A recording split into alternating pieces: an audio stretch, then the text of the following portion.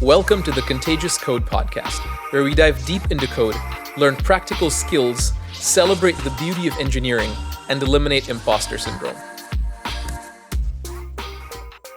I'm Tejas Kumar, and I've been building on the web for over 20 years at places like Vercel, Spotify, Zeta, and more. Today on the podcast, my guest is Ivan Burazin, the founder of Daytona and also the founder of the InfoBip Shift Conference, now called the Shift Conference.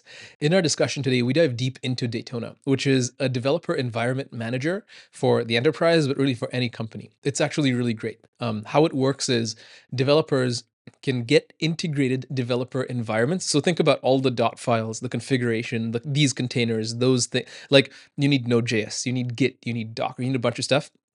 Daytona is a turnkey way for a company to supply developers with the right environment instantly, right? They've been shown to reduce the time taken for a developer to get productive in an environment by 56%. Absolutely bananas. And how it works is exactly as I mentioned. A company would just be like, hey, developer, here's the environment. Now go to work. As opposed to, download these things, set up your Mac, get this VPN, etc.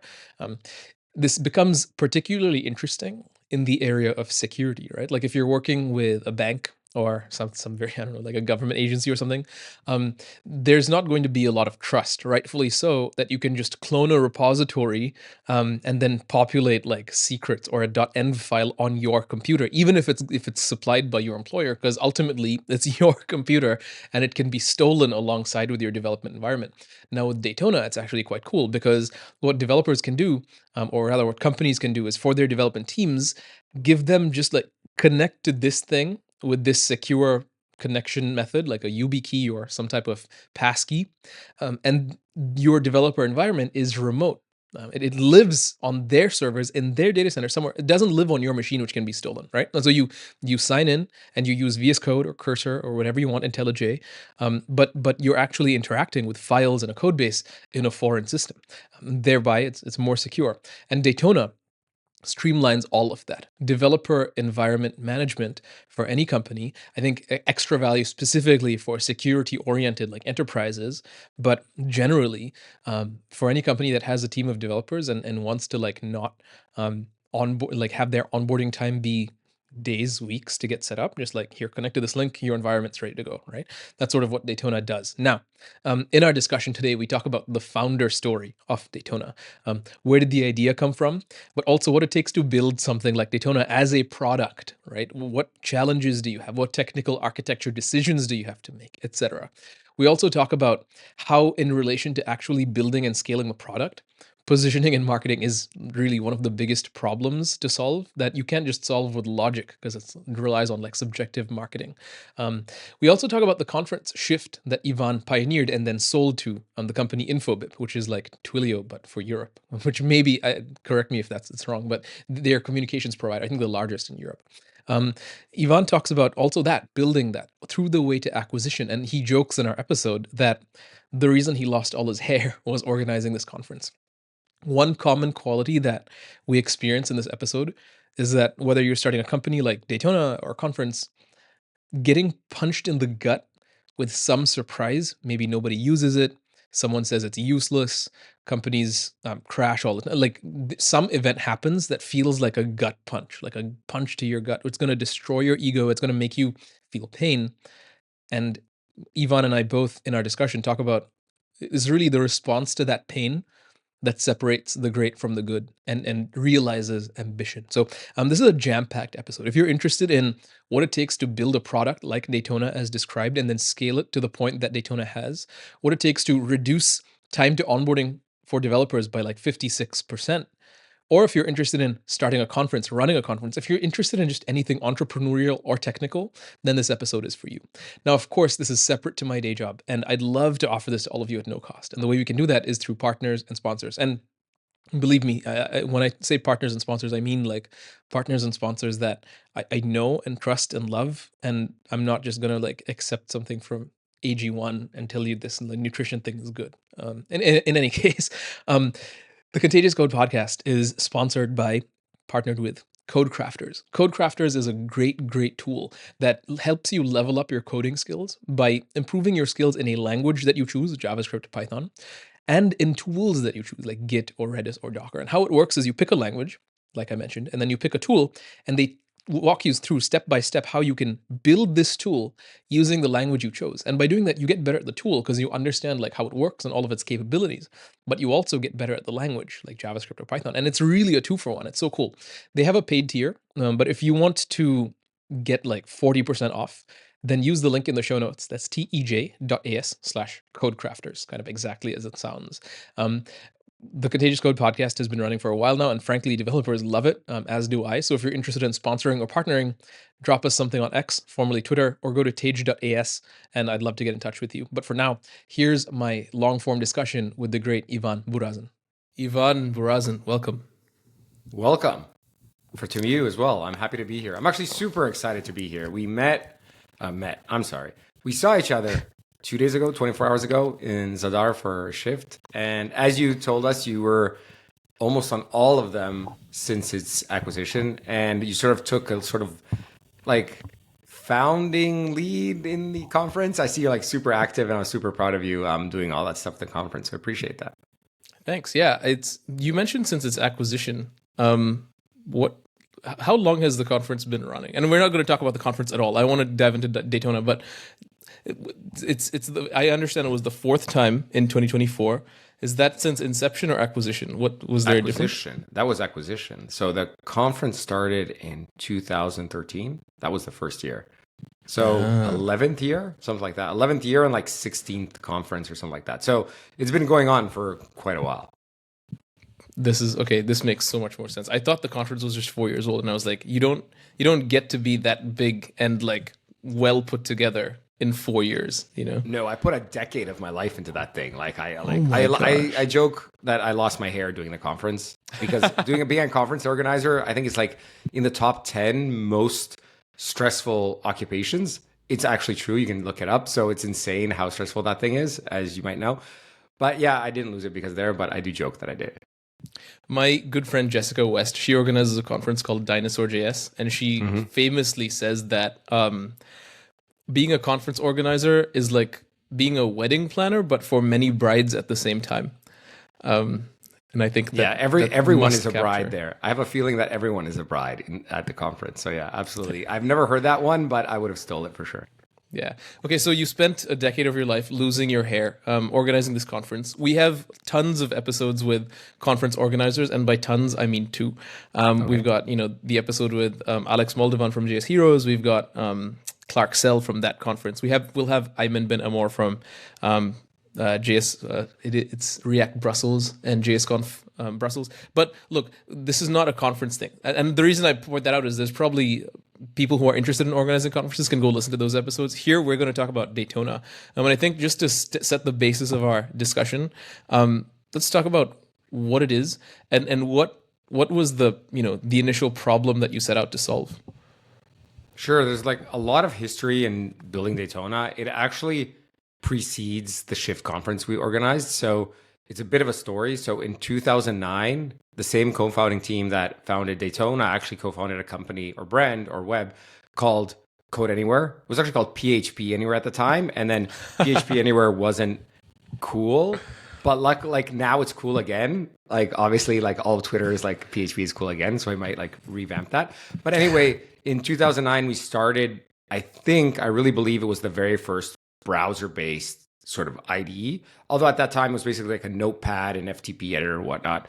When Web 2.0 came around, like I'm old enough to remember like pre that, we actually started working full time on this thing because we could do all these things like syntax highlighting and whatnot in the browser, like things that you couldn't do before. And with that company Code Anywhere, which had a bit of success, I think there's like 2.5 million people signed up to the thing. It still sort of exists. There's like 5,000, people that actually pay for that every single day. But what was the most interesting and biggest learning and heard of how we came to Daytona was to create a browser-based IDE or editor. You actually had to spin up these dev environments in the cloud for the code to actually run. And that is the interesting part. And that is essentially what Daytona is. So if you fast forward 2 years ago, approximately, we were doing our own thing. I was doing the conference, which had been acquired.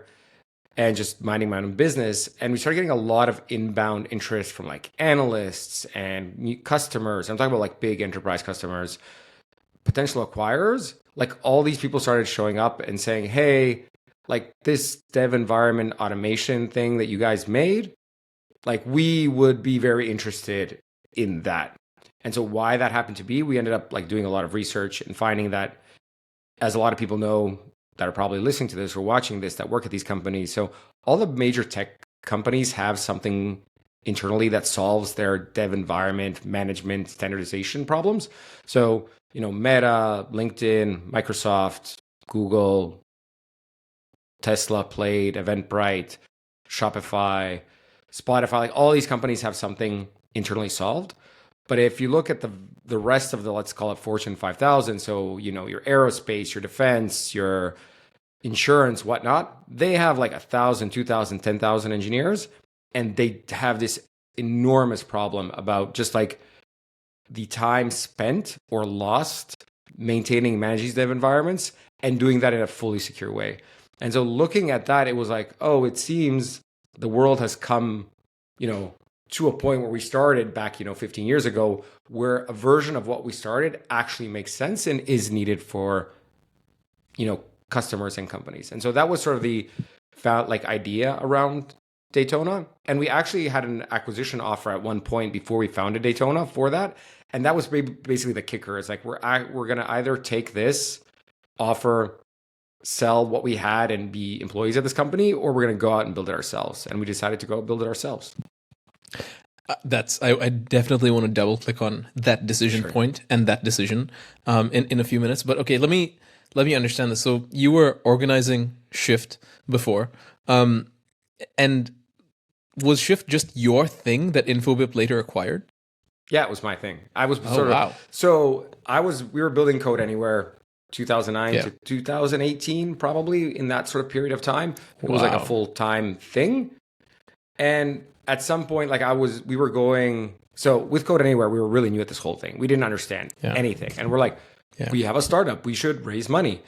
Like we didn't even know why or how. And then like, okay, how do we find investors? At that point, it's like, well, you go to conferences because there's like these pitch competitions where you stand up on stage and you like pitch for 3 minutes or whatever it is. And then investors give you money. Obviously, like not really how it works and not how you do that. But we got accepted to like a million of these pitch competitions. And we ended up flying to, Beijing, Vienna, New York, like all these places. No one ever gave us money. No one was like super interested at that point. We did end up at one point going to Techstars, which was great. And it was like super useful for us.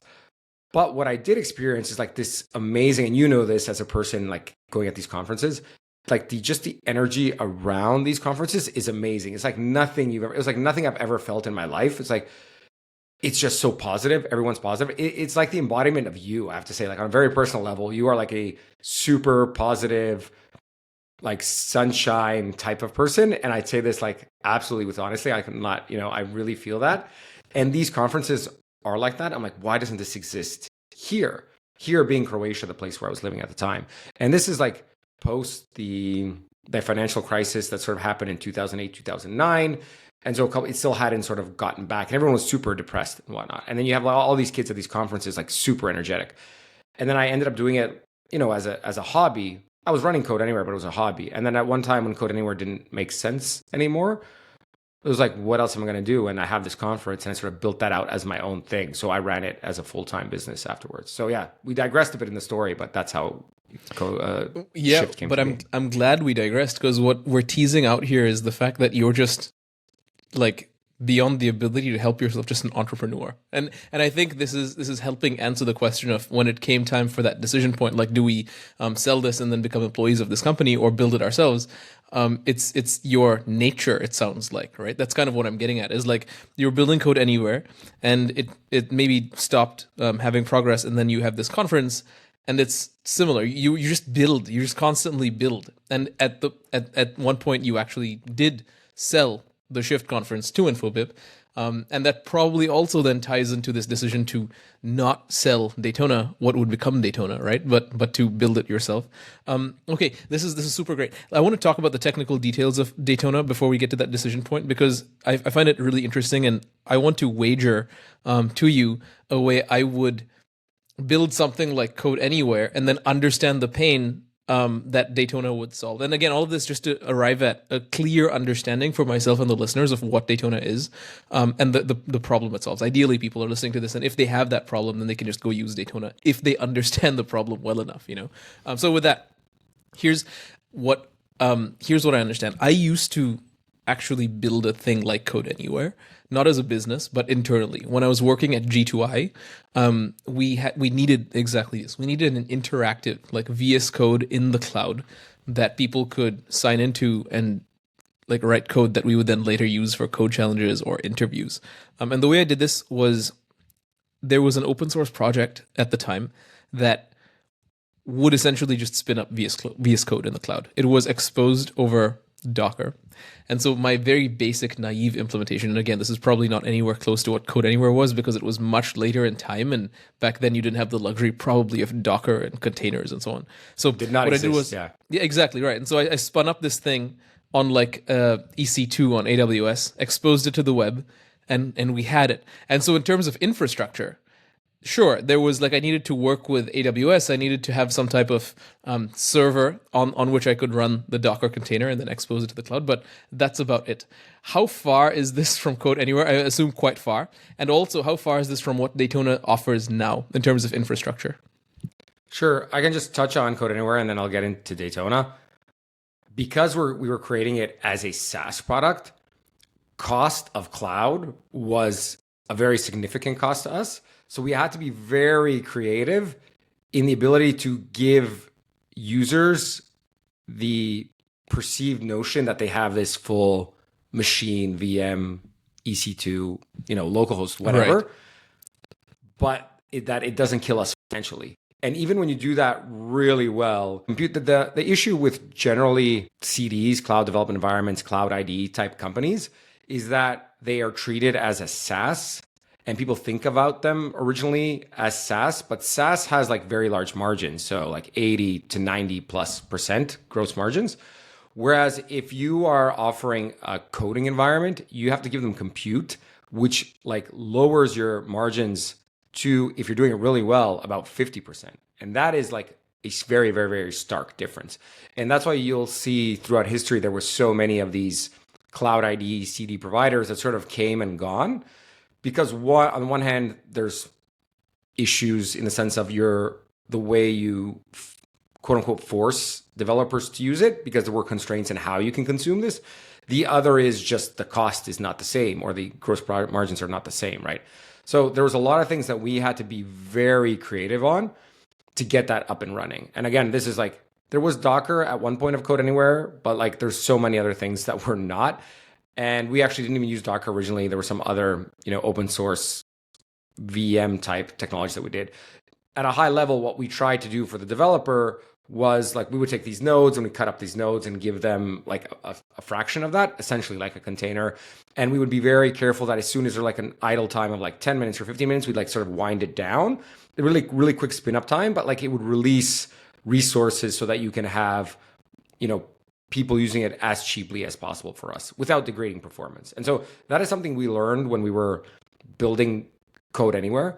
And it's interesting how that is applicable to Daytona when now we're selling to large enterprises, which usually when they've solved something internally, it's something to what you said. It's basically, just like auto spin up an EC2, slap a VS Code onto it, you're off to the races, go figure it out, which kind of works, but there's still the cost is enormous and the overhead of your DevOps team is still fairly big because there's a lot of things to do. And so when creating Daytona, basically the way, and this is sort of the second part of your question, what does it actually do? When looking at the enterprise product, and that's where we started, there is an open source and we can get to that in a second. But when we started the enterprise, it was like a closed source, on-prem, self-hosted tool that you would install on your infra. And so it basically has like 3 layers of value. And the first layer is what we call the developer experience, which is you as a developer, you have like one button or one command, and you point to a Git repository, and it just like, it spins up a machine for you. It checks out the repository. If there's a configuration file, like a Docker file or a dev container, it'll build all that. It will connect it to your local VS Code. So it will connect it to your local VS Code, to your local cursor, that's all the rage today. IntelliJ, like whatever you want. There is a browser-based IDE if you want, but the idea is that you as a developer, even if the runtime is remote, it feels local because you're using your local machine, everything's proxy to local host. Like there is no difference to you as a developer. That's what we really wanted, like zero learning curve, basically zero learning curve, just upside. Just it's faster, it's easier, it's quicker. And if I screw something up, you delete it, create a new one, that's it. And so that's like value number one. Value number two is sort of what we learned in Code Anywhere, which we basically remove a lot of the work for the platform engineering, DevOps team, dev tooling team, depending on what they're called. Is like you don't have to worry about, provisioning EC2s. You don't have to worry about the cost of these things. Once you install Daytona, there's an admin to define the sizes of machines developers can use. But outside of that, you don't worry about it. When a developer says create, it automatically goes up, spins a machine of that size. There's like settings for idle time. If you want them to, after work time, idle after 15 minutes or after an hour, or weekends idle right away. So you don't have to worry about these costs because, we do it super efficiently because that's just in our DNA. Can we make it as efficient as possible? And it's usually somewhere in the order of magnitude from 2 to 6x more efficient on the cost than just using basic EC2s, which is like a staggering difference, especially if you have like 1,000 or 2 or 5,000 engineers there. And the last thing for the DevOps people as well is like, and we've got this a lot from people that called us up, which is like, oh, like my DevOps team or platform engineering, whatever, just has so much work because our engineers break their local Dockers, whatever, and they have to go and fix it right now. And so with a system like ours, you don't care if they break. They just like spin up a new one. Done. You don't care. And the last sort of value prop is the security. A lot of companies, and I asked this a lot. I don't know, you probably old enough to remember this. Do you remember terminal services or remote desktop connection or Citrix? Yeah. Have you ever used any of those? I've used remote desktop. Yeah. And it's okay for like a quick, I want to fix something really fast, whatever you're doing. But if you talk to these like DoD type companies, the vast majority of developers work using remote desktop, because all the data has to be in a server that has to be somewhere in a bunker, in a desert, wherever, like, so no one can access it. I'm not joking. Like it's that type of place. And so you as a developer, the only way to do that historically was through, remote desktop, which means your IDE is somewhere else. There's like a huge, even if the lag is small, it's like a pain in the ass. Like you're typing and you're like waiting for it to like show up. And that's just like terrible. But it was the only way to work. And so with a system like Daytona, you have that security because you can define where all the data is run. It can even be set by geolocation. So if you want it just to run in Germany or US or Virginia or wherever it is, it can do that as well. But the developer doesn't have the constraint of like streaming it and being very unhappy because they have to sit at 8 hours a day and waiting for that thing to go. So basically, to sum up, Daytona has 3 value props, and that is it makes developers' lives easier, it makes DevOps lives easier, and it makes your security people, if you have them, happier, hopefully, while giving developers that ease of use, or as much as it can be. Awesome. Thank you. I've worked at, you mentioned the Fortune 5000 earlier. I like that. I'm going to steal that when I talk about like broader companies. I've worked at quite a few places. I've never had the need for something so secure. Like worst case, right? They give us a VPN and they're like, only access the internet during work through this thing. And that VPN would then give you access to a ton of like internal services and things that are just not exposed to the internet, but inside a private network, hence VPN, virtual private network for those listening. And so what I'm missing is, why would I need my IDE to get a connection to something remote beyond a VPN? Does that make sense? Like you mentioned, you want the developers to use their VS Code. I mean, the DX value prop is what I'm talking about. Sure. I've never. Can we talk a little bit more about that problem space? Because I feel like I don't fully understand it. So if you have a system like the way Daytona is set up, you'll have it installed. Let's say you're like super secure and want to use that exact analogy. Sure. Let's say me and you are working at some company. They have like an actual data center inside their HQ, inside a building, and you're in Berlin. So it's inside a building in Berlin, right? And so I'm currently in Croatia. I'm an employee. And to access, anything, Jira, GitLab, whatever, I have to go through a VPN. Otherwise, it's not accessible, right? Yeah. And so if you have like a Daytona installation that's in there as well, you still have to use the VPN to access it. Otherwise, you can't access it, right? So you do that. And then there's two options. One is you're actually running it through a browser-based editor or a remote desktop type thing. Or the second, I want a better DX, which is I am running my local VS Code, but the data is not on my machine, but it feels like it's in my machine. You still need that VPN connection because that is all of Daytona is Your stored portal. in your data center, because otherwise you wouldn't be able to connect to it. But as a developer, it feels like it's local. So I don't have to worry, even if I'm doing something remotely, where is it running? What are the IP addresses, domain names, whatever it is? It's all localhost. Like, I don't care where it is. And you shouldn't care. Like, why would you care where it's running if it works for you? Like, that is not your job to think about where things are running. Your job is to make sure that things are running, or the code that you write runs. Does that make sense? That makes a lot of sense. Yeah. So it's for cases where the code is not even on my machine. The code is securely on some computer. So that's what Daytona, for the most part, like all the enterprise buyers want the code somewhere else, not on the machine. And so they want it missing either for security reasons or hardware constraints.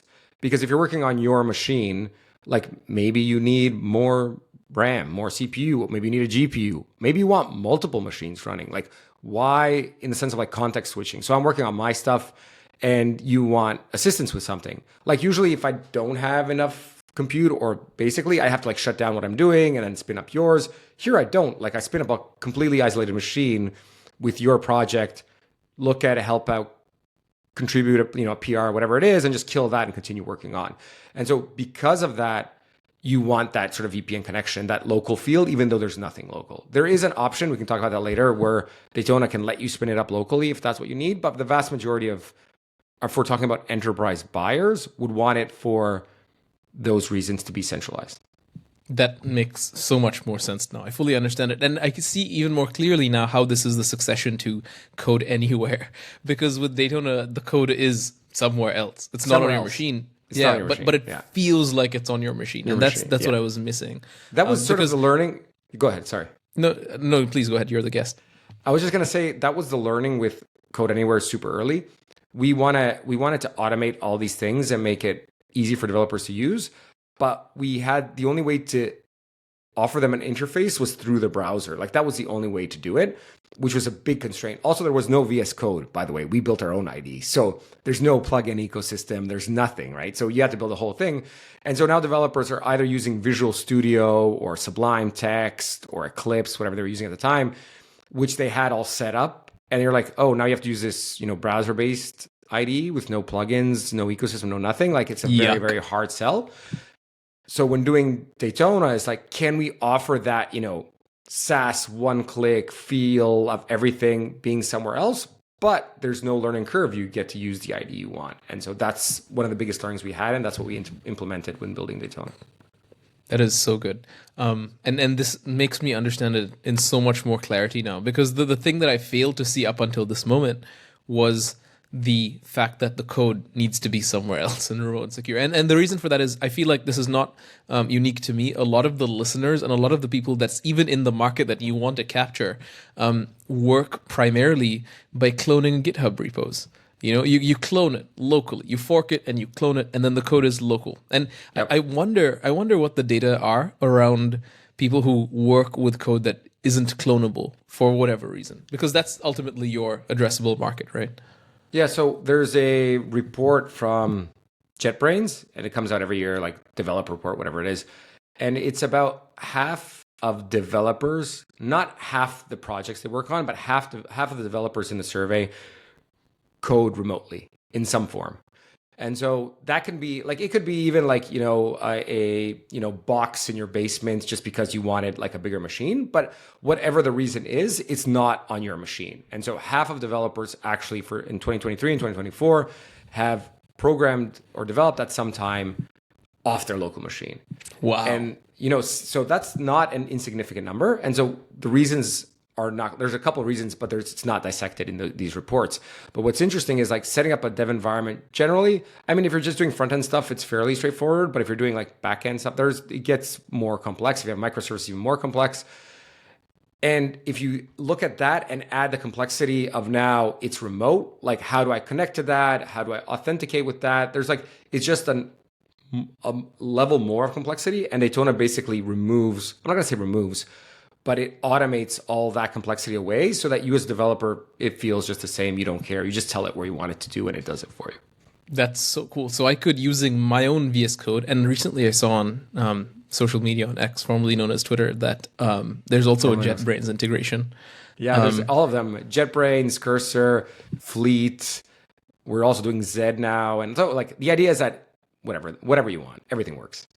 That's so cool. So I could just, it feels local, but I could, like, for example, run a Jupyter notebook on some machine with a big fat NVIDIA GPU and really, okay, so I could perform like machine learning workloads and it feels local, but it's not. Wow. And so we can, there's a dissection. I can get into just so the audience maybe makes it clearer because there are some confusions to what we do. We started the other way around from most open source projects. So we started enterprise first because that's the sort of pull from the market. We always wanted to create a open source version of Daytona, but we were also really, really scared of like everything that happened over the last year and a half with like licenses. So, Sentry had a bit of a backlash. HashiCorp had a bigger one. Historically, Elastic had theirs. It's like, how do we do this so that we don't screw anyone over, ourselves or customers or users, like down the line? And it took us like sort of 9 months to figure out how to do that. And so basically what we did is we carved out the core of Daytona, which is what we call the developer experience, what we talked about, that value. We carved that out and we created that as its own individual project. We didn't want to make it sort of like an open core like GitLab. So you have like this huge repository with like different licenses inside of it. We thought it just made it confusing for contributors in the future. So we wanted like super small. And then we upstreamed that into the enterprise later on. And so we did add a few things in that open source version. The feel is the same. So it's like one command, it spins it up automatic. There's no login, obviously, there's nothing. It just runs on your, it's just a client. But what is interesting there that other than just running, it can run on local as well if you want. But other than just connecting to remote ones, is that there's these things called what we call provider plugins. We've created 3 of them. We're going to add more. And what this means is there's one now for AWS, there's one for DigitalOcean, there's one for Fly.io, and Azure and everyone else is coming. The idea is that if you want to do this exactly what you're saying, a Jupyter notebook for a big machine, you can basically, you don't have to go spin up and manage that machine as an individual at all. You just add your key inside from whatever hosting provider. And then you say Daytona create and you point to that hosting provider and say, Jupyter notebook, whatever machine. You have like DigitalOcean has these now H100 machines that you can use. So it's like DigitalOcean spin up H100 and it's all done through Daytona. So Daytona create, point to a repo, it opens a Jupyter notebook with that automatic. You don't have to do anything. That works today. It's 100% for free. Apache 2.0, like go use it, right? So that's the idea. So it makes your life easier. That's what we want, your life to be easier. And that's the whole idea behind that. That's absolutely bananas. And for those just listening, this is the moment where, my face turns into this emoji with the exploding head. Mm-hmm. Because so far we've been talking about the DX benefits with VS Code and so on, but what you just led us into, if I understand correctly, was the second value prop you mentioned, right? The DevOps load, which effectively doesn't exist. What I understand correctly is you go to Daytona, either the website Daytona. I've never used it, so I'm assuming you just like log in and you point it to a repo, and then you just say You plug in your API key or something for DigitalOcean or AWS? I'll take a step back. It's not a SaaS, so it's like it's a CLI tool. You go to the GitHub repository, you download it. Like you can compile it yourself, but you just download it. Once you download can I install it with Homebrew or something, or do I have to actually download a binary? Yeah, you can brew it. Yeah, you can homebrew as well. Nice. You can do that. And so once that's installed, which takes like a minute, you type Daytona create. And it'll like lead you through that. If you want to add your keys, you type before that. We use Charm a bit inside, so to make it more of a terminal UI, so you have a bit of a flow in there to make yourself lives easier. Basically, what you want to add is probably your GitHub, GitLab, whatever tokens, so you can just list all your repos, so you don't have to type them in. And you'll want to add your keys for any of the hosting providers that you use. You add those things in, and once that's in, it does everything for you. Daytona create, and then it'll say, let's say you hit Daytona create, and it'll list all your Git repositories and your organizations, everything, and just like click through them. Like, oh, my personal, this is the repository I want. Click done. Then it says, where do you want to run this? Do you want to run it localhost? Do you want to run it on AWS? Do you want to run it on DigitalOcean? Wherever you've added your keys, you say DigitalOcean, boom, done. It just goes, it configures everything, spins it up, and it opens up your IDE. You're done. There's nothing else to do. That's wild. I literally, while you're talking, I'm trying to run that myself now. That's so cool. And I'm not going to actively do that because it distracts from the conversation. Distract from the conversation. The conversation's going to go in a different direction. Absolutely. Yeah. But that's so excellent. Okay, and it can connect to whatever provider. What's the monetization strategy here? Because I do pay my provider. I'll probably pay DigitalOcean or something, right? If I spin up a H100 machine. But how does Daytona so we make paid? no money on, so the open source, the CLI tool that I just talked about, we're never ever going to make money on that, ever. And so that's why it's completely open source and we're never going to make money. One thing we also learned at Code Anywhere is the difference between a user and a buyer. And so our users are developers, our buyers are not developers. So ideally, we want to make software development easier for everyone in the world. And hopefully Daytona becomes a predominant way of working, similar to like how everyone has Docker installed. Like in that, it's not exactly the same, but similar. So everyone in the world, like if I had a magic wand, everyone in the world would be using that, right? And that would be great. What we do charge for is what I mentioned in the sense of like the security value add and the way it spins up a machine for you personally, it'll just spin up a droplet and it will kill the droplet when you delete the dev environment. But it doesn't like do multiple workspaces inside of a droplet. It can't orchestrate multiple, like it's just for you basically. And that's good enough. But if you have like thousands of engineers, like we spin up a cluster in the paid enterprise version, and that's really stringent on where it can run, how it can run, who can run what. And so the buyers are usually platform engineering teams or the office of the CISO. And none of that stuff actually any developer ever will care about personally. So they don't care. I think that's not part of the open source project. So we made a very like hard carve out line. Like if it's valuable to you personally, it's for free. If it's valuable to the enterprise, then that's proprietary and that's it. I think we've seen this model be very successful across the industry. And I don't know if it's called this or really anything, but I would dare give it a name. I would call it free to build, pay to scale, right? Because as an individual, you're building, you can build it whatever you want, but you probably can't scale it because, like you mentioned, you're going to have to orchestrate various containers in a single droplet. You're going to have to deal with multiplayer features across teams, etc. That's awesome. I think everything I'm hearing, Ivan, sounds just absolutely sound. And perfect. Let's talk finally about the security side of the value prop. Daytona obviously takes all of this pain away, but how does it do that? And again, I'm well aware this is just an enterprise proprietary feature, but how can we, like, what statements can we say about the main claim that it solves the security problem? For example, with remote desktop, it's a secure tunnel into a machine, so nothing can leak in between. Ideally, what security guarantees does Daytona give us? Sure. I mean, one of the things that when we started Daytona, we sort of pitched it as an enterprise grade code spaces.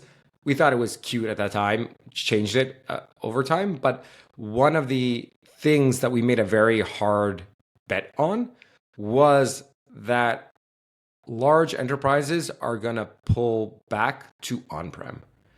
And so this is counterintuitive 2 years ago where like cloud is growing the fastest ever.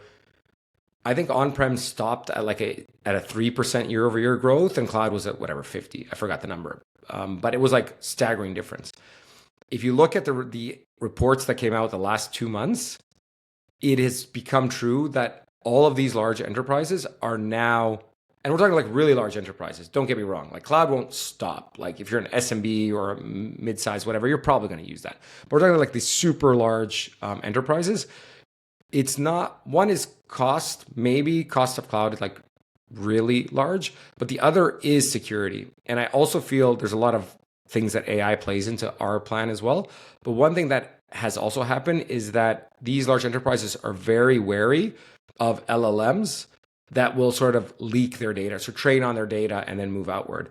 And these things are sort of pushing enterprises back to running something like this on-prem.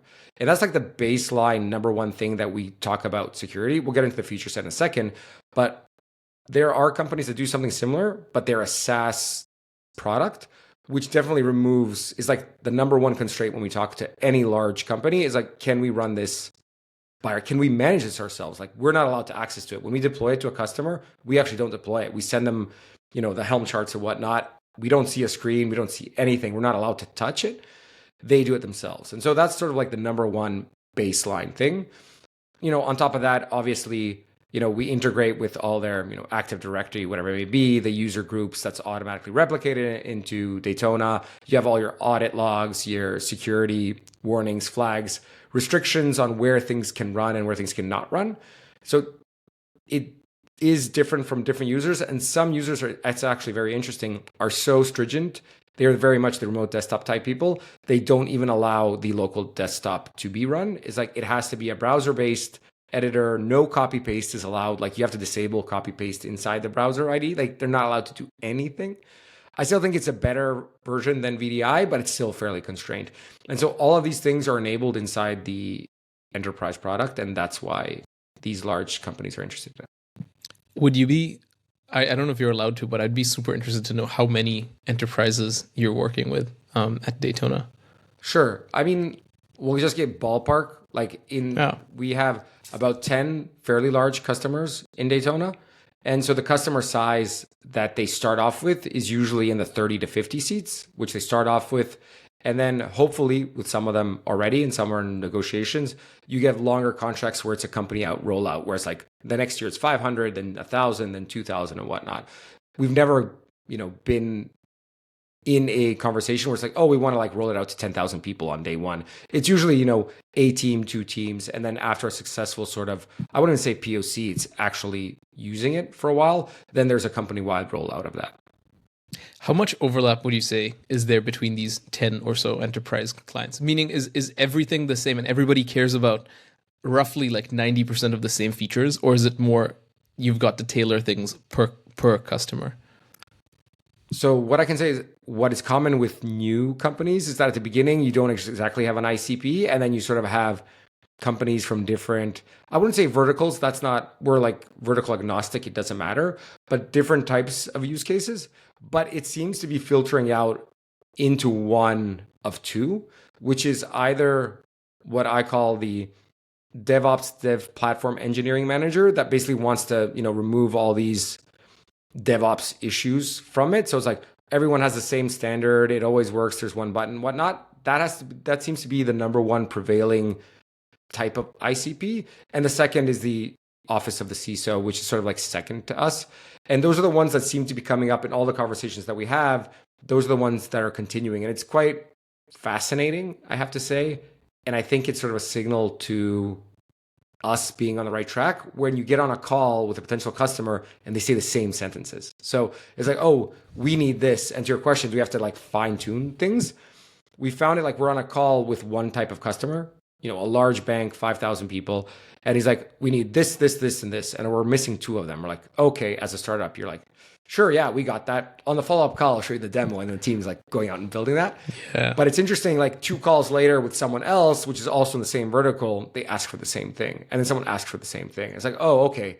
So it's not a crazy idea. This is very much what the market needs. And the more we talk to these customers, we're sort of like drilling down or polishing the use cases for them. That's so awesome. It sounds like you found your ICP or your ideal customer profile. I hope so. I'm not sure. I hope so, but yeah. There's so many startups, and I know this because I used to run a consultancy with early stage startups, and they all struggled. It was so difficult to find their ICP. It was so difficult in crude sort of everyday language to say it. It was so difficult to find somebody who cared about their product. There were, like yesterday, I remember seeing this post on X, formerly Twitter, where somebody was saying, what do you mean you're building your startup in stealth mode? Did you see this? They're like, stealth mode is the default. Nobody cares about your startup, so it's stealth but it's not your choice. It's just stealth because people don't care. And once you go out of stealth, guess what? People still don't care. Don't care. Even for your launch, people usually don't care. And so to hear from you that you're having these conversations with very similar cases is helping you flesh out an ICP. For founders in that stage, like struggling to find ICP, what has helped you discover that for Daytona that we can maybe extrapolate for them listening? So the way we did it, so like founders do things for different reasons. So I'll just take a step back and say when we founded Code Anywhere, my co-founder had created that product without me. And 2009 again. And I was reading TechCrunch and like, I want to be a tech founder, right? And then he showed me this thing. I'm like, oh yes, this is it. This is our, Google Docs, like rightly at that time was acquired by Google Docs. Like, let's go do it. That is how much thought I put into it. And he's like, no way, this is going to be successful. We're in Croatia. We're not doing like a, unicorn tech startup, whatever. And he's like, here, go, let's go do it. Here's half the company. Let's go do it. Half the project. There was no company. Like, that's how we started, which is probably not the best way to start a company. When we started Daytona, we did a bunch of research. And we actually, when I mentioned that the quote unquote tech companies have created something similar internally, I actually created a whole spreadsheet of all these companies. There's like 30 companies in the list. And I tried to search online, like why they had built it. And I found like the problems that they had and who had built it, who owns that inside the company. And then I reached out to those people. And I'm like, do you have 5 minutes for a call? Half of them replied, maybe half of those actually got on a call with me. And so having those conversations with them, I got into the mind, although it's not a perfect, one-to-one, I sort of got into the mindset of these companies of why they're building that. And so that gave me sort of an idea who to look for as an actual customer, because we found that these companies are paying people to build this for these 3 reasons or these 2 reasons. And though the assumption is that there's other companies that won't build it, they have someone at a similar place that has the same problem and you go attack them. And so it was just a bunch of research. And to be clear, I was like really adamant on research. I also had searched, and I can show this to you later on if you want. I have a whole Notion page of everyone that's ever mentioned the word CD or Cloud ID on the internet ever. Wow. Ever. Wow. There's like, I don't know, 400, 500 people on that thing. And I reached out to everyone on that. And most people never got back to me. The vast majority did not get back to me at all for that. But I did get a lot of people. And from those people, some of them ended up being employees, some of them ended up being customers, some of them just ended up helping us fine tune, story and product and whatnot. So I was very analytical, if that's a proper word, when setting up Daytona. And so it's probably not applicable to all startups, but I'm pretty sure it's applicable to a lot of startups. Because if you're building something, usually someone somewhere has talked about it, used it, built it, or whatnot. Again, if you're doing something cutting edge, probably not. But I'd argue, like for most dev tools, if we're talking about dev tools, like there's probably something similar that they can reach out and try to do. This tracks almost exactly with what Max Stoiber said. Max runs a company called Stellate, formerly Graph CDN. And this is exactly he got acquired the other day, right? He got acquired. Did, yeah. The other day, yeah. And you know what's really awkward is he has an episode on the podcast just before that where we're talking about a bunch of things that are no longer applicable. In any case, this was his thing. He did exactly that. Maybe not building a document with everyone who ever mentioned, GraphQL caching, but it was the same. It was this like relentless pursuit of what are your problems? What do people care about in this space? And I think that's very clearly shown with both of you to be really valuable in finding ICP and actually identifying the problem. Let's talk a little bit about product market fit. You've got 10 enterprise customers, I assume, and again, ballparks. So, we're not like leaking anything. And you've probably got more non-enterprise, I'm assuming. Do you feel like you've got the quote unquote pants on fire product market fit where you're no longer pushing a boulder up a hill, but rather you're chasing it down a hill going like, come back, we still have building to do? It depends. Like sometimes some mornings I wake up and I feel it's like, yeah, it's all good. Like we can't solve these things. And then the other, it's like, oh, maybe we got it wrong. And I don't know if that is like half imposter syndrome, half like we're actually there. I'm not sure. So it's hard for me to say with 100% confidence, yeah, pants on fire, like everything's rolling. We have like a bunch of calls, bunch of demos, bunch of requests. Like people are interested. We have a backlog of things that we have to do, which we feel is like really important that people have asked us for, that actually makes sense, that are not just like, oh, we have to randomly make this thing. So yes and no, and probably fine tuning it still a bit. I think so. I think we're not pants on fire yet, but like super close to that, if I'm being completely transparent. I mean, it's funny that you say super close to that when at this point in time, there's no way I can use Daytona, like without like as a company. You know what I mean? Like I go to Daytona.io, I can't sign up, I can't make an account. But you're already But so that's actually true. And that's maybe one of the reasons as well. But you actually can get a free license key and download the enterprise, install it yourself, the enterprise version as well. So it's a lot of messaging that we have to do there. And you're actually 100% right. I'm working on that like right after this podcast Oh, to finish really? that up. So the messaging, and what I wanted to get to you a second, you said why that's interesting. You said that no one cares a minute ago when like you launch in stealth and whatever and no one really cares. I was actually shocked at how little people actually read anything. At one point in time, our website had like three different designs depending on what page you landed on. The copy was different on different places. No one noticed it. Like people would call up, it's like, oh, it's a beautiful website. I'm like, what do you mean it's beautiful? Like I was like shocked. Like, oh no, we didn't like we were working on products we didn't get to do on web because it's all like there's always, and it's actually shocking that people don't notice it, especially when you're starting. But I feel that when you're at a point, probably to your question, like, are you on Pens on Fire? That people then actually care what's there and actually take a few minutes to read versus just like screening through and just passing on. So don't that could be a part of it as well. But a learning for me was like no one really cares what you put on your website. But the interesting thing could be that they don't care to a point, and then at a point after they actually do care. Yeah, and identifying that point is super crucial. And this may be what unlocks your pants on fire sort of growth and product market fit is adding a sign up button and seeing what happens.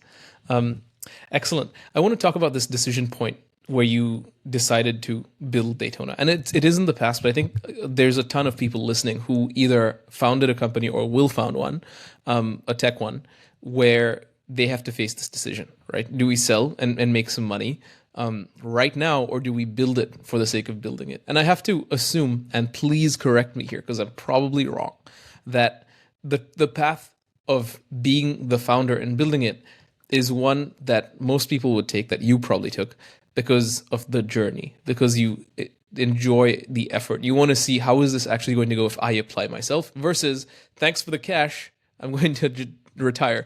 How close is that? Was that your line of thinking, or what led to the decision to build Daytona as opposed to sell Daytona? I think it's really personal for all people. And the thing that I've also gotten wrong historically is that you read a book or a tweet or something and you think that you read that it applies to you, where maybe the opposite actually applies to you. So, like, I'm just going to say an example like, there's books or theses that you have to be super aggressive, right? But if you are super aggressive, that's not going to make anything better. It's probably written for the people that are more sort of passive. Whereas there's like, oh, you have to be super passive. But if you're already passive, that's not going to help you, right? So there's like different advices for different people. And sort of why I talk about this, a lot of people don't talk about where people are when they're essentially either born or actually have got to by themselves, right? So it's very interesting. And there's very few people in the world that have actually come from not having a lot, like having very, very, very, very little. We've both been like in different places around the world, been around different socioeconomic classes. And I think it's really hard if you don't have a dime to your name to say, I'm going to build this to an IPO. There are some people that do that, very few. We probably can like name them on a couple of fingers, because you have no security. You are hungry. Your partner is hungry. If you have children, they're hungry. Like that is like really, really hard to do. And so it's not in the sense of like judging, but you can understand how people come to a reasoning, what they do, depending on where they are. And where they are on the journey, it's really hard to see because we're all like, oh, this person's a self-made, billionaire, millionaire, or whatever it is. We read these on Forbes. But actually, if they were already well off, it's a lot easier to make that trade because you have this sort of, even if they say they don't, like you sort of do, if not in the actual sense, in the mental sense, because you were never like really down hard. And so for me, a friend of mine told me a long time ago, my father has also passed away like quite a while, 20 years ago. But he told me, and it wasn't because of that, he said like, you want to be your own father. He said this to me like 15 years ago. And what he meant by that is I wanted to create my own both financial and psychological and emotional safety net so that I can sort of like take the risks of creating this like super successful thing. And so I had this is probably like my fifth company altogether. And so some of them were like failures. Some I think they were super small ones, but yeah, there's like a bunch of companies that were there. Some of them made a little bit of exits, like some a little bit less, some a little bit more. Shift was fairly good. And I am completely in a position, not to say like I don't want to make more, want to be more successful, but I can take the risk if I am never more well off than I am today. I'm willing to take that risk to make, the best, largest company in the world and enjoy that journey. Versus if I had not had that, and now I have like a small child and a wife, I would probably, not that you might want to or not want to, probably take that, exit, not in the sense of like I'm going to go drink Mai Tai somewhere, but in the sense of like, I have a place to live, I have, everyone's taken care of, and, I'm sort of settled. So I think that's, people need to sort of like think about that when they like do the decisions. That's why I say it's really personal.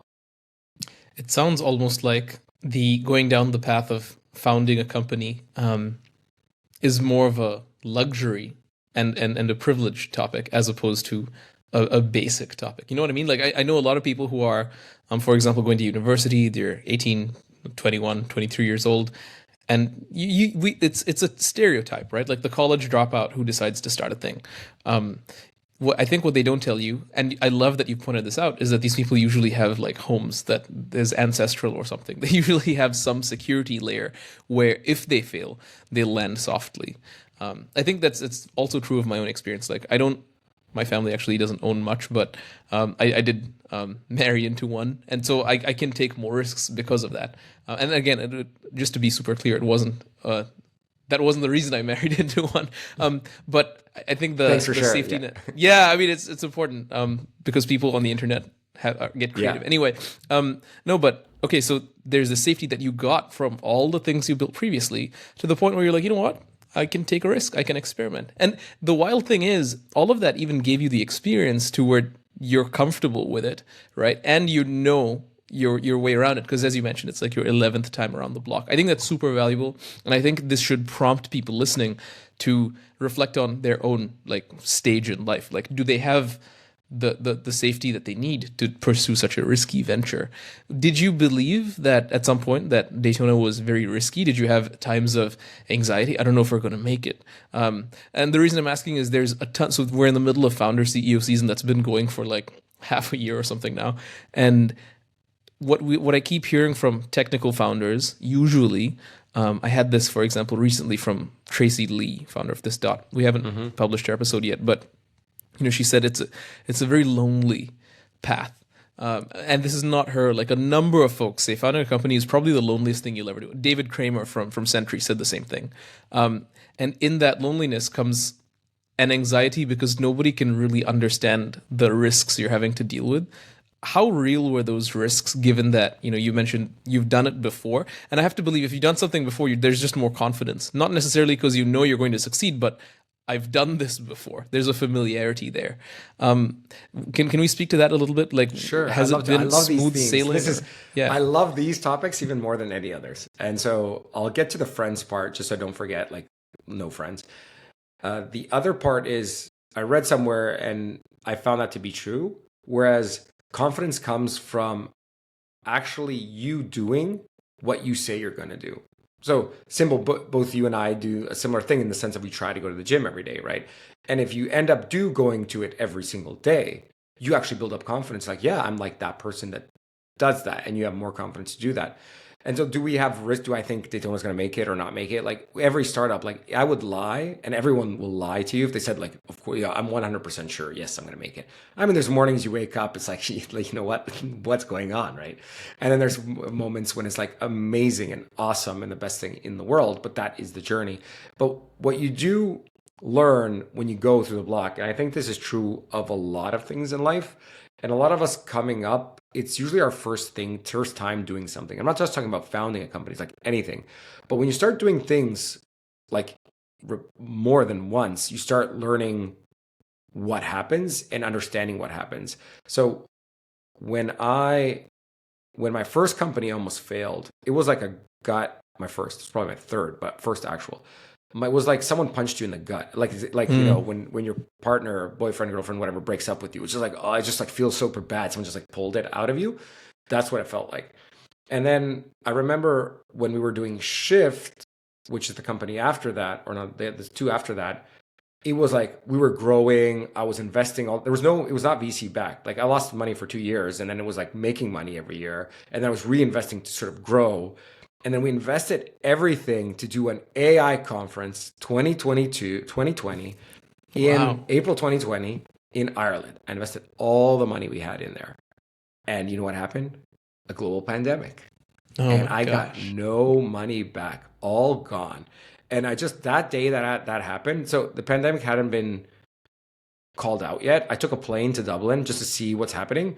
And I'm like, it was before everything happened. All the pharmacies were like empty of everything, nothing existed. I'm like, I flew back. I'm like, oh my God, it's over. This is happening. My team didn't believe me. Like there was still no lockdowns or whatever. I'm like, it's over. Like it's game over.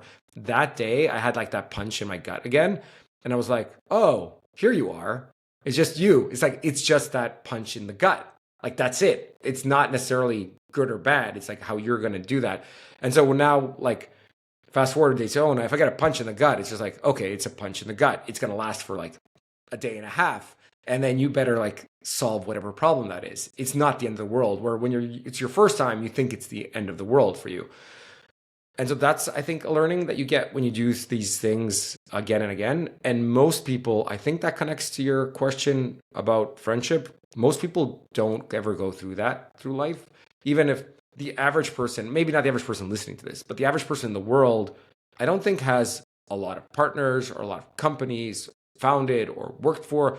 A lot of people do like 1, 2, 3, like single digits of everything in life. There's a lot of reasons about that: stability, security, whatever.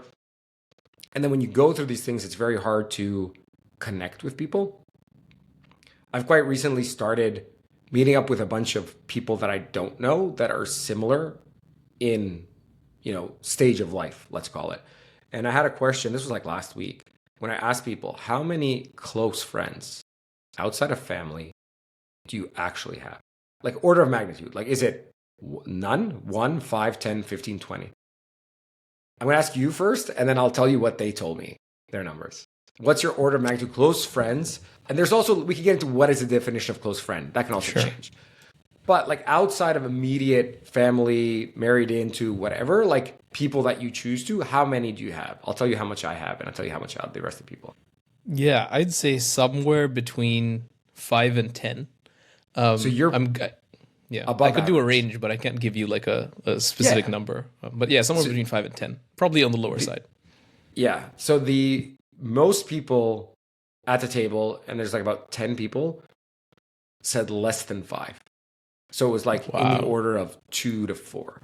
One had much more and explained that that's like a huge investment and whatnot.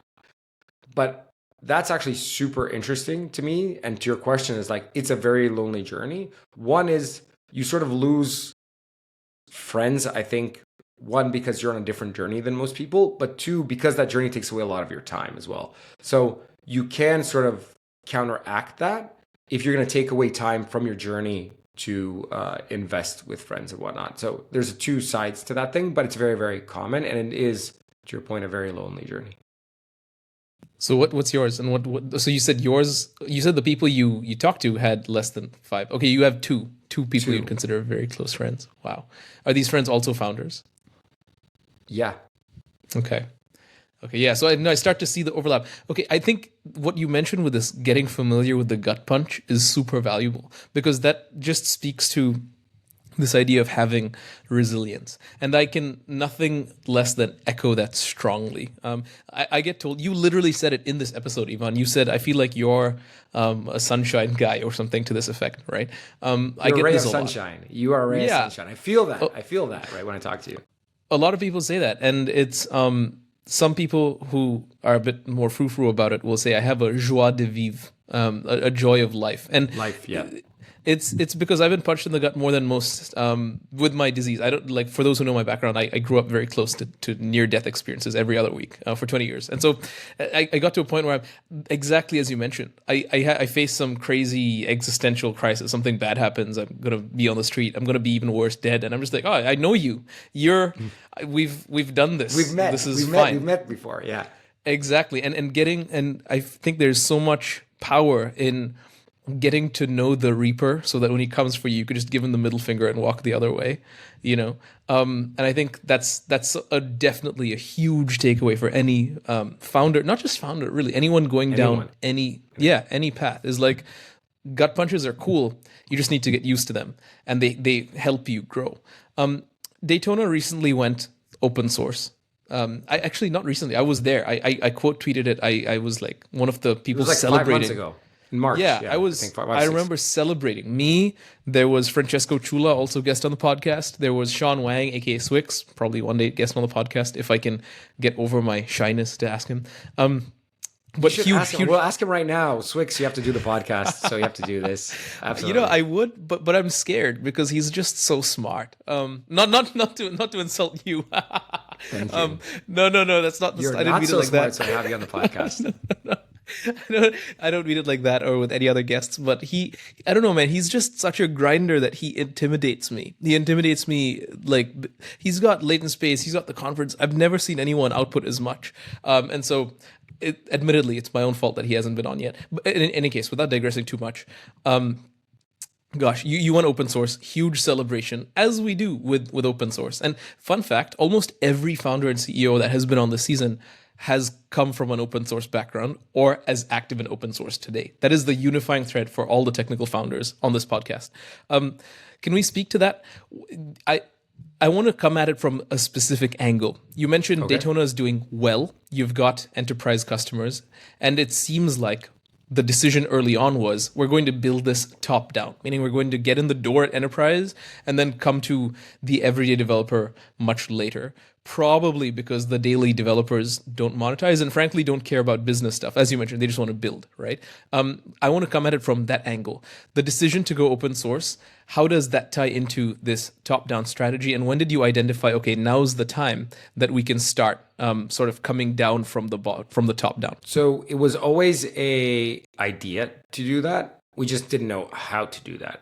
And we haven't come down necessarily from a go-to-market perspective, come down to sort of like a PLG motion.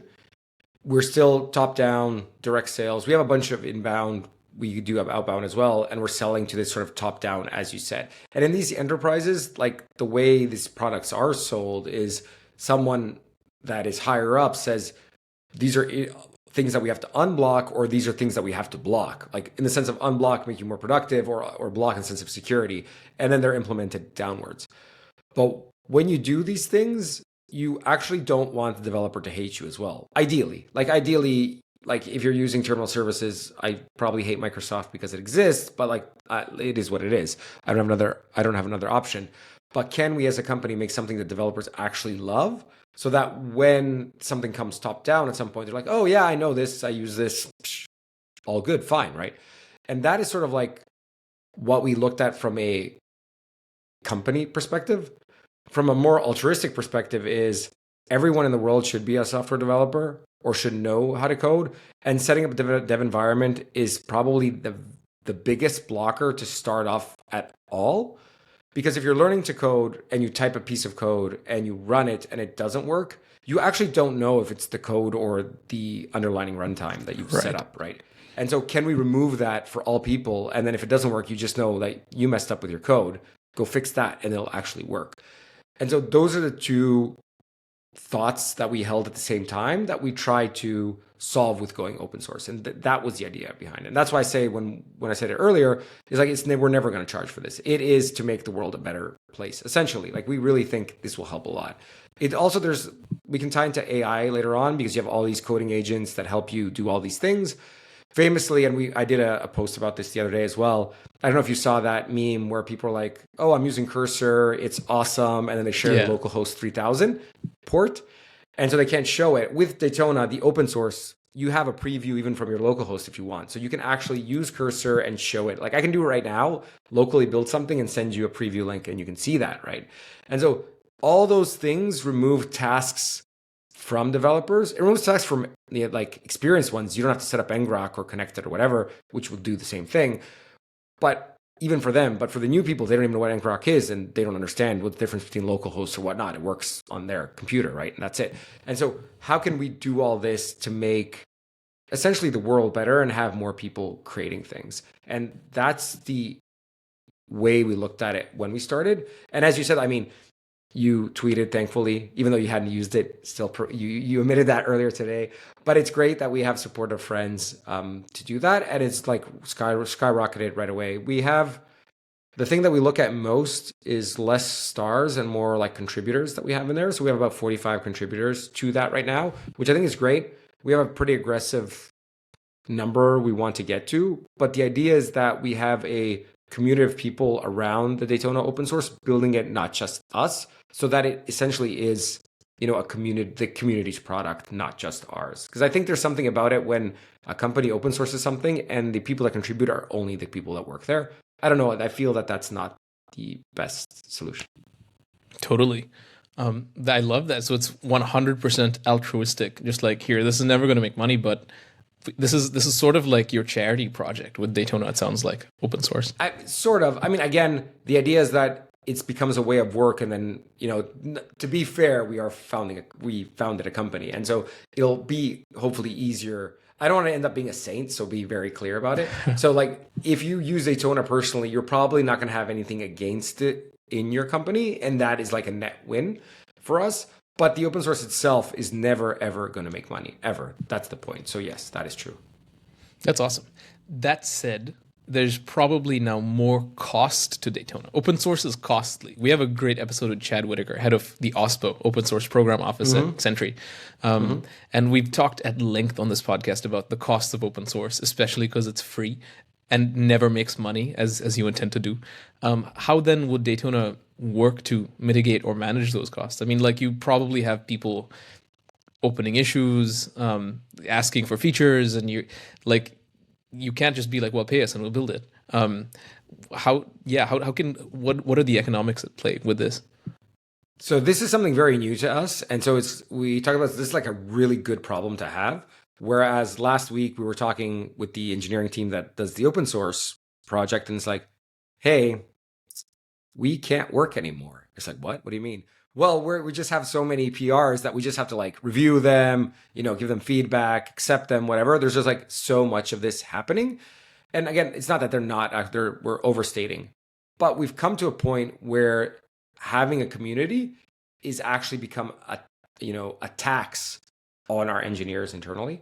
And again, this is an awesome problem. I was like, yes, awesome, we have this. It doesn't change the fact that we still have to solve the problem, but it is a problem. Not sure yet how we're going to solve this problem. Are we going to hire someone internally to sort of run this community around the contributors and sort of look at their PRs and whatnot and align that with like roadmap and what we're doing? So are we going to hire someone? Is someone from the community or multiple people from the community actually going to be able to like take the reins on that and lead us in that direction? That's also an option. So we actually honestly don't know yet. We're like looking to find a solution, but I feel very excited and proud that we are at a point where we have this problem right now. And I can assume if we get to the numbers in like a couple of hundred contributors where we like to be, we're like super bases or whatever else, that it's going to be an even bigger problem. So I'm probably going to have to call them up and ask, yo, how did you guys solve this? Because hopefully we get to that same level of problem. Yeah. Okay. So the answer is TBD, undefined. TBD. I was literally before this recording having lunch with one of my best friends, who's just an absolute, some people, Ivan, I'm sure you know people like this who they think very much outside the box and inside the multiverse. They're just brilliant people. This friend of mine, Fabian, I've mentioned him on the podcast multiple times. Most of my good ideas come from him. Anyway, we're having lunch and we're talking about the role of AI. You just mentioned AI and its interplay with Daytona, so I want to get to this. Because you mentioned oftentimes people don't know, is the issue with the environment or their code, and Daytona helps understand it's the code. And Daytona also, by extension, then helps like learning how to code and get better at code, just like AI is doing with things like Cursor and Claude. My friend Fabian and I were having lunch, and over lunch he said something so profound. He's like, "Look, I don't know if I believe this Cursor and Claude hype as much, because he's like, this is exactly how I learned how to code, and he learned like when he was 8 years old, similar to me.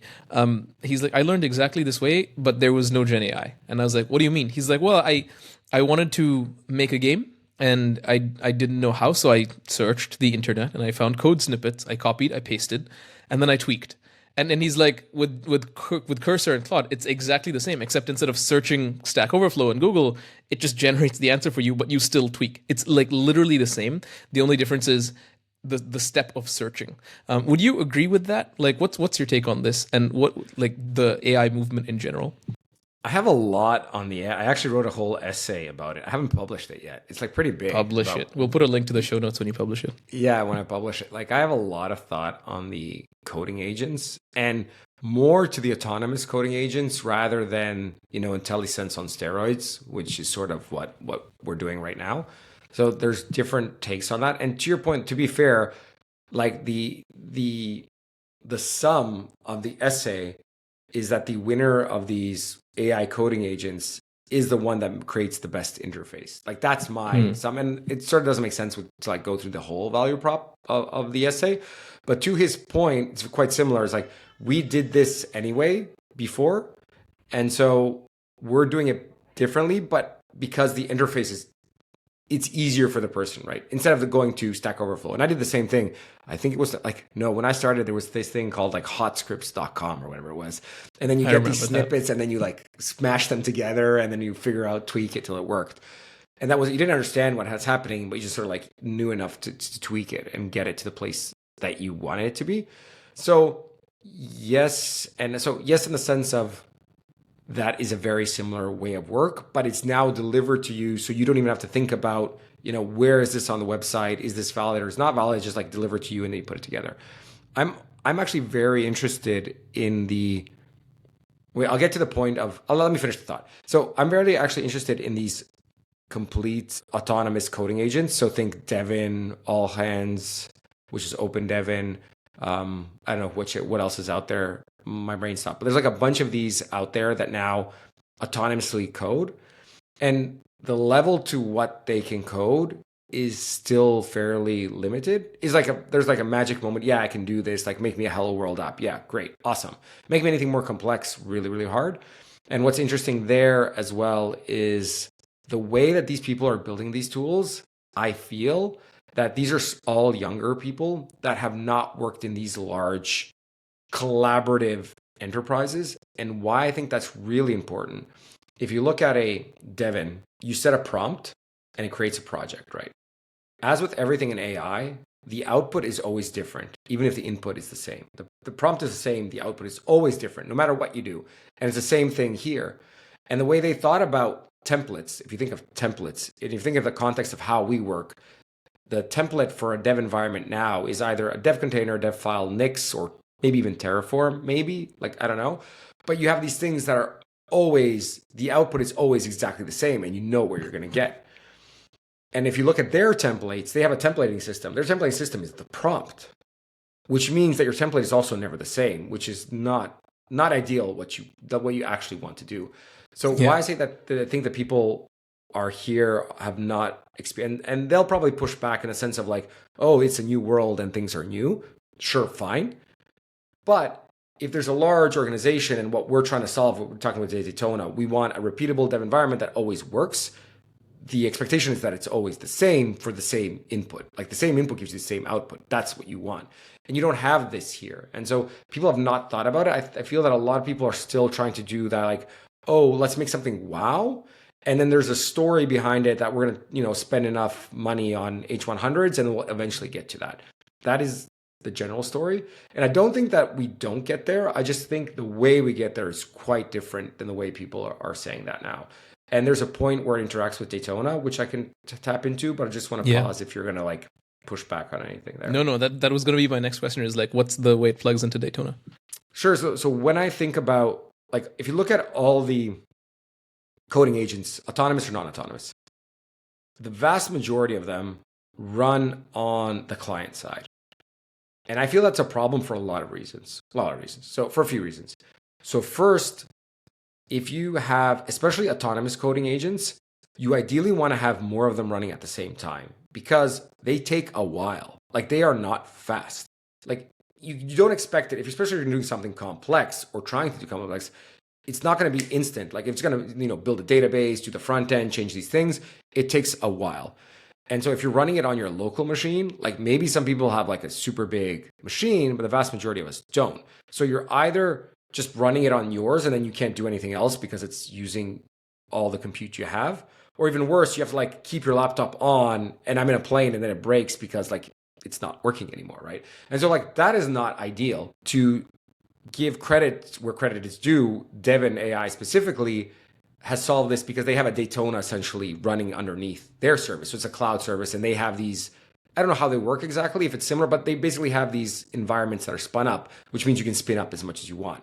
So one is the constraint of your compute that you ideally want multiple of them and you don't have them. The second thing is if you're running on your client, and depending what type of AI coding there is, sometimes it runs in a Docker container, sometimes it runs directly on your machine. You have different machines running underneath that. So you have different, so it could be a Windows, it could be a Mac, it could be Linux, whatever it is. The AI will figure it out in the sense of you're probably like solve for all the solutions, but it will have to figure it out every time someone else is using it. And wouldn't it just be easier if it always knew what the underlying infrastructure was? It's just like, oh, I don't have to worry about that because it's always the same on the output. And the last thing is, I think there's something where I see Daytona going is we now solve dev environments for human engineers. Now we're going to have to solve them for AI. I'm not going to say AI engineers because that is what you talked about the other day, which is a human that works for AI. So autonomous AI coding agents. You ideally want to hop in and hop out of those environments, or you want to be able to have that same environment. So if my AI coding, one of my agents has finished something, I can jump into that workspace. But even if it commits it to Git and I want to check it out, I want that same environment for me as a human to be replicatable, right? And so I feel that these sort of three reasons are very much going to be tailwinds for all companies that work with any form of standardization of dev environments, because it just makes all of these things easier and faster and more beneficial for sure. Right. So if we take the term AI engineer and use it the other way, so not a human, but an engineer that's an AI, then what I'm hearing is the intersection point between this agent and Daytona is that the agent should function as just a human developer using Just Daytona, human. right? Exactly. Yeah, exactly. So it plugs into that same virtualized developer environment that feels like it's on my machine, but it's really not. So that then anyone from the enterprise can just also portal into it, almost SSH into it, and observe. Does that track? Yeah, actually can. If you actually want to SSH, you can. And this also goes back to the story about the enterprise, which are fairly scared still about leakage of all this data. And it's like, if I can have a coding agent that runs on my servers using an LLM that's on my servers, then that's sandboxed away in my bunker, then I'm more comfortable in using that for sure. So that probably means these agents would have to be able to, well, that probably means you'd need an execution engine like Ollama or VLLM or llama.cpp to run inside the bunker and then use an LLM. Exactly. Also, yeah, exactly. Yeah. So this requires like a... Go ahead. I was just going to say this requires like a whole ecosystem of open source on-prem in bunker, not just models, but inference engines and developer environments and so on. Exactly. And to be clear, not everyone's going to want all that. And some of them are just going to want it running on a public cloud and connecting to, OpenAI or whoever they want, and that's fine. But the thing is, there's the optionality to have everything bunkered underneath and working in its own isolated space. Yeah, and then frankly, that's where the money is, right? Like there's company I work at DataStax and our customers are all also like pretty large enterprise. That's undoubtedly where the money is, and that's fine. Like a lot of developers wouldn't even pay $20 a month for Vercel unless they need like extended execution runtime or something. So It's interesting. What I'm learning from this conversation again, like relearning, is that the space is so young. It's none of this exists. I mean, it exists, but it's all in disparate parts. It's kind of like the React ecosystem for those who speak front end, when there was like a router and a few pieces, but not like a nice cohesive framework like Next.js. I think somebody should, or is probably already building like an actual framework, that uses Daytona, Olama, like Llama 3.1b or some open source model, and really provides a nice tool chain around this. Hey, this may be even a free startup idea. I mean, this is true. To your point, when we're tinkering around right now with getting API keys for LLMs injected in every workspace inside of Daytona. So this is like very much an experiment. It's not live anywhere. We're not selling it. And to do that, so like, what is the issue? It's like, oh, I have an API key from OpenAI. Great. But like, I can't give that same key to every single person in my company. Like what is my bill going to look like? Who's using what? Like, how do you regulate these things? And basically there's things that are LLM routers, but there's a couple open source projects, and one of them is actually called LLM router. Like, that's where we are. There's like no actual companies, as far as I know, it could be corrected, correct me if I'm wrong, that are doing this in that form. It's like, can you have one provider, be it public, be it on-prem, that sends one key, and that key is attributed to all these environments, and then these environments consume it depending on what level they are in the company. They have that much money or tokens or whatever it may be to use. And to your point, this entire tool chain is completely fragmented still. It's still fragmented in the dev environment on its own. Now when we've added like AI in that, it's just like, it is. There's internal conversations to be had where I work at DataStax, because what we're creating is an AI PaaS. We're calling it an AI platform as a service, and it would be cool if we just host this tool chain at some point. Okay, I want to start wrapping up, Iman, but I want to ask you a very important question. I've asked this of literally every founder and CEO that has come on the podcast, and the direction I want to take it is, I was sitting with a bunch of founder friends, actually many guests on the podcast, but also otherwise, and I asked them about their experience, and they were sort of, I don't know if you remember the post-credit scene of the first Avengers movie where they're all sitting eating shawarma. I don't know if you even watch Marvel movies at all, but I watched all the Marvel movies. I can't remember. So many I've watched. Yeah. So the shawarma scene is sort of, they're just sitting there tired. They just saved New York, and they're just like, ugh, this is crazy. So it was a room like that with a bunch of founders. They were just all exhausted, especially because the economy was really bad, even worse at the time. And it was sort of, the sentiment in the room was like, no one prepares you for this. And so I got to thinking, that's interesting, because we as programmers work with a lot of specifications. HTTP is a spec, JavaScript is a language specification, just specifications all the way down. HTML is like a 25 megabyte web page that just tells you the development does this, the details does that. And they're called living standards because they change over time. I thought, what if there's such a document like this for founders? Now, everyone's experience is unique. You can't probably generalize, but this is the same as the snowflake argument, meaning every snowflake is unique, but if you zoom out enough, like it's just a bunch of white dots. Yeah. And so I think if you zoom out enough with the founder, there's probably things that are common. So with that, I wanted to ask you, what would you, if there was a living standard, like a specification document for being a technical founder, you've done it 11 times, you mentioned. It's 5, not 11. Don't get me wrong. Five. Okay. 5. 5 times. But still, 5 times, yes. Okay, you've done it 5 times over 11 years, I think. That's probably what you mentioned. That's probably more correct than that, yeah. Okay, you've done it 5 times. What would you add to a living standard or document like this if you had to add something? There's so many things. Give me something more specific. Give me, where would you want me to put something? Sure. I mean, I can tell you what. That's okay. I can tell you what other guests have done. So our very first on the series, Matt Billman from Netlify, said you've got to. He said many things, but one of the things he said was you've got to be sensitive to when you pay attention to feedback. Because if you're building something truly revolutionary, in the beginning, you'll show people demos, you'll even talk about the idea, and they'll all tell you it's a bunch of nonsense because they just don't see it, but you see it. And the problem of you seeing it is that now you have to build it. That was one thing that he said that I thought was so cool. So don't share ideas for feedback early. Share it when you have something substantial to show that the average mind can comprehend. He also said you've got, and this is not him, this is literally every founder has alluded to this, you've got to be highly adaptable, because you're changing your function frequently, and you've got to be okay doing a wide variety of things, even doing them poorly because your attention is pulled in so many different directions. You've got to be very, very adaptable, is something people kept saying. And then third, just to round it off with three, a lot of folks. So these are the folks building extremely difficult technical things, and I think Daytona is no exception.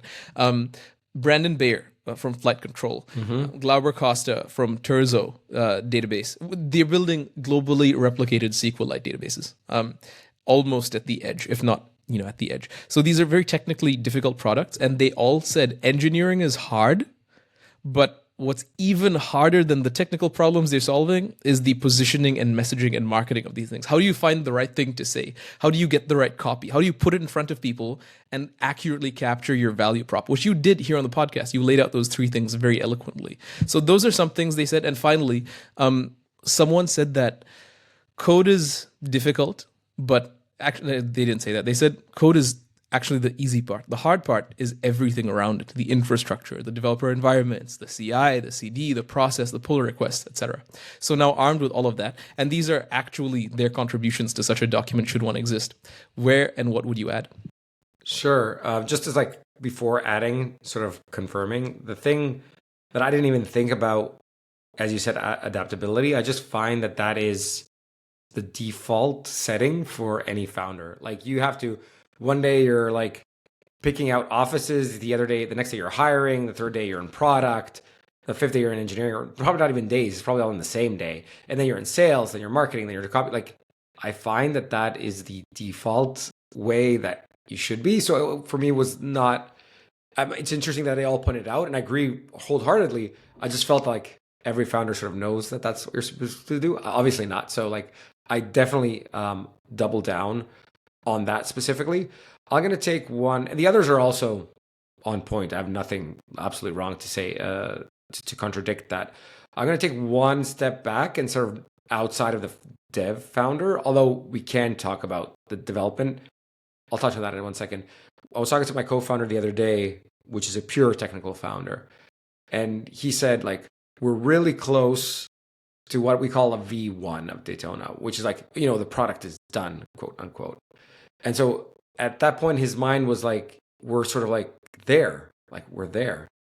And I'm like, we're not even close to there. Like everything that we did in the sense of the complexity of building a product from idea to actually being able to deliver it, you have to do that probably 2-3 order magnitude harder with everything else in the company. So the go-to-market, the hiring, the sales, the clients, the making sure that they still come in, make sure they expand and all these things. So I think that's even harder than creating the product itself. And that's usually true for most technical companies, other than if your target is to create AGI. That's probably like, we don't know if it's possible. So that's a very, hard problem. But one thing that I would add to a default, and I've been thinking about this a lot and I might have to fine tune it, but it is to default go forward, which basically means if you're at a juncture, whatever that might be. So hiring, firing, building, adding, whatever it may be, the default mode for a company is you just have to go forward. And anything that is not core to what you want to get out of any of these junctures, any of these decisions, you should not be tied up with them. Just let them go. And I don't know if I'm being very clear with what I'm trying to say, but in the sense of like, if I want to, like, let's make it like very transactional here. Like I want the best DevRel person in the world, and I'm talking to Tejas right now, which is the best one. And I know I want you because of, XYZ. No, it's very like, and so you come, yes, I will join you, but like whatever that but is, I'm going to say yes, basically. Like, of course, there might be some extreme cases, but more or less, don't get tied with like the edges, the nuances, whatever it may be. And I see people caught up in these things a lot, and it slows you down. And if you can keep moving forward, that is the best recipe for success for the company. And that goes with people that are leaving, partners that are leaving in the company, clients, whatever it may be. Like if you obviously want people to be there, you don't want people to leave. But if it's like something you can't solve, just let it go and move on to the next thing. And I found out through my life, as I've had so many different problems, and this is not just personal, this is like technical solutions, it's like all these different things. don't get caught up on the edges, but what is core to you, what you're trying to do, and just keep moving forward. And I don't know if I distilled that very well, and I'd love to hear what you heard from that, but that's what I would add to that. I think that's awesome. And you know why I think that's awesome? It's the first time anyone has ever said that. And I'm not a technical founder. I did found a consultancy, but consultancy versus product very different. And I fully, I think I fully understand. So what I'm hearing is, don't. It's a variant of done is better than perfect. Like, don't get hung up on the details. Just do it, no matter what. Of course, there's limits. For example, you asked me to be. Thank you, by the way, for the compliment. But if you asked me to join you, and I'm like, look, this is going to be like $10 million a year, you're going to be like, well, Yeah. this is not. Yeah, and so I understand within the realm of reality, the details don't matter. Go do it, and I think that's really solid advice. Just because I also see in my own lived experience evidence of this. I don't usually, this is how I just operate by default. I just do stuff. People ask me, so like this actually happens. Like before InfoBip shift, like, hey, how are you getting to your hotel? In fact, what hotel are you staying at? I don't know. I said yes, I'm gonna go speak there, but whatever, we'll figure it. I'll know where my hotel is when I get the Uber to go there. You know what I mean? Like I'm not gonna like sit here and think about that. And I think that's roughly in the direction of what you were talking about. I watched Absolutely. a movie. Go to finish. I watched a movie yesterday, as part of date night, called Fall Guy. It's with Ryan Gosling, I and know. it's about and sort of I see a parallel here, where the protagonist, he. So for those who don't know, I'm not going to spend too much time on this, but he is a stuntman, had a big injury, had a love interest, and when he had his big injury, he just ghosted her, and she was like, "Where were you?" And he says to her in the movie, "I wanted to say the right thing, and I thought about what to say so long that I said nothing." And I think this is sort of exactly what you're saying. Now, how close was I? No, absolutely. I'll just give a more practical sort of example as well. Is like it's also if you're raising money, if you really like, and I've heard the vice versa from great VCs as well. It's like in the sense of like don't be cute on price. It's like if you love the founder and your VC, like that doesn't matter if it's whatever, whatever valuation, if it's 10, 20% up or down. It doesn't matter if it's great. Vice versa, if you have a term sheet and you're like looking at it, you love this fund versus someone else, like does it really matter if it's like 20 million versus 21 or if it's 11 versus 12 or like these things don't matter. Like you don't want to, if you can get a better deal, fine, but you're not going to get hung up on that and lose because of that. You want to, get the best person, get the best partner, get whatever, and just like move forward. And so those are like, there's so many, I think I've met more people in my life that have plateaued in their career because they've got hung up on something than any other reason at all. And it's been something very eye-opening to me. And that's why I might, to my detriment, sometimes be even more easy on these, on these edges than I should be because I feel that default forward is the way to go. Yeah, you talked about the gut punch earlier. Do you think the reason people fall into the trap of not default forward and they fall into, conversely, the trap of analysis paralysis is because they're just really scared of this gut punch? Because what if it goes wrong? So okay, yeah, that tracks. Absolutely. Because for me, I've been punched in the gut so often that I legitimately don't care. I'm just like, whatever. How bad could it be?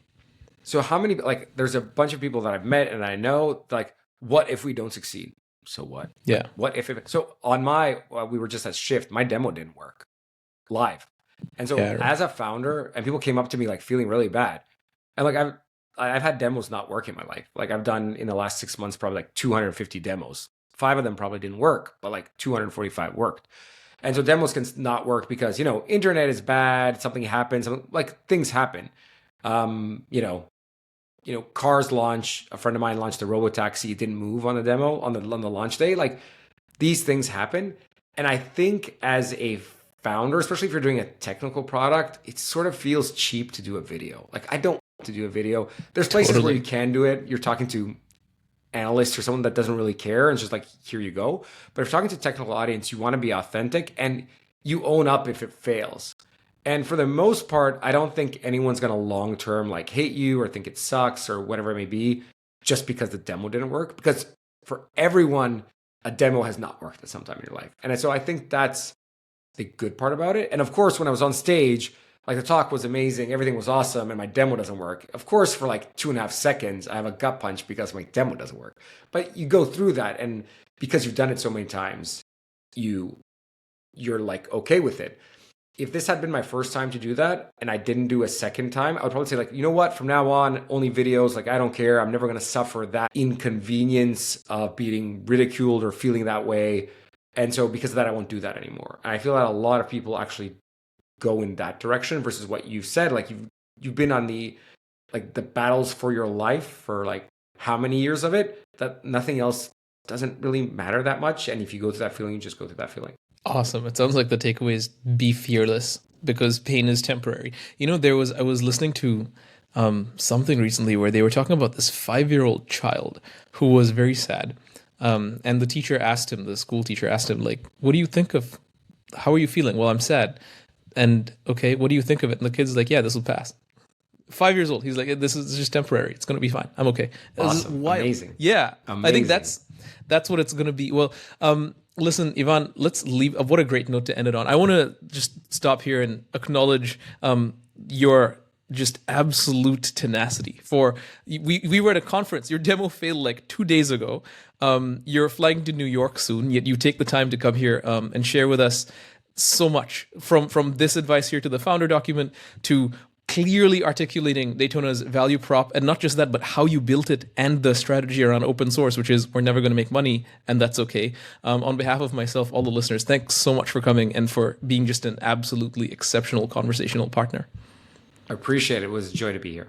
Thank you for joining my discussion with Ivan Burazin. I hope you enjoyed it as much as I did. And if you haven't, tried Daytona, go for it.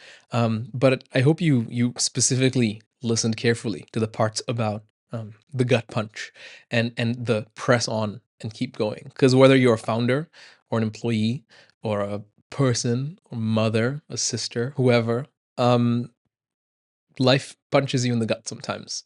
And it's how you come back, right? That really says a lot about where you'll go and how you'll go there. Anyway, I hope that's been helpful, and I hope you've learned about building not just any product, a product like Daytona, right? One that is security conscious, that can scale, and that really proves value. This 56% figure, time to onboarding reduction is incredible, right? And so, I hope personally, I got lots of takeaways. I hope you did too. If you did, then share them on social media, right? It's all about a discussion, a discourse around these ideas. That's why we do this podcast, which if you're learning from and or enjoying the content, then a great way to support it is to just subscribe to the channel on YouTube, like this video. That's really like no effort, and really it helps a lot.